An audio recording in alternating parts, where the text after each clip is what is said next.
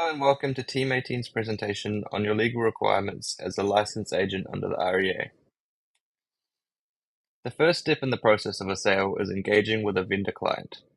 When doing so, it is important to make sure that your actions align with your obligations as a licensed real estate agent.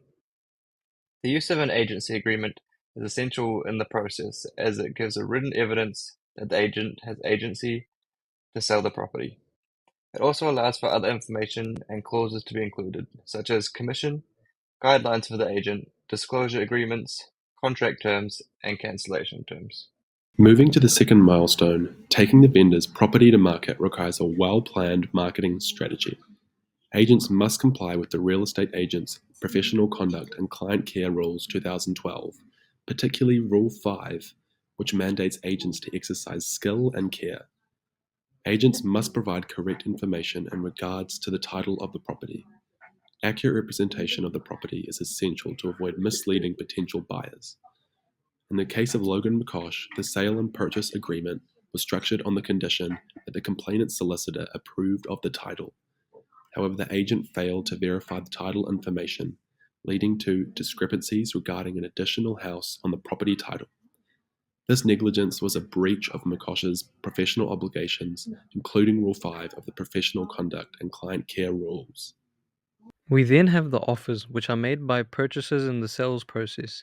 In this process, it is essential for agents to ensure that offers are presented fairly with no bias, as well as with open communication. Open communication and transparency is key in this regard, as providing the necessary property details not only protects the vendor's interests, but also fulfills the obligations that agents have under the Real Estate Agents Act 2008. A case that illustrates the consequences of this is the Logan McCosh case. In this instance, the agent severely misled potential buyers by neglecting to perform proper due diligence, leading to adverse effects on both the buyer and the vendor's position. Failure to verify title information is particularly concerning, as had this information been accurately known and disclosed, it would have likely influenced the purchaser's decision. This case is a clear example of why due diligence is necessary and why agents are required to disclose all relevant property details as well as any claims on the property's title and legal standing. By doing so, all parties are protected from non-disclosure of critical information and agents maintain professional integrity and meet their statutory requirements. The final stages include ensuring the payment of a deposit and ultimately the settlement of the property.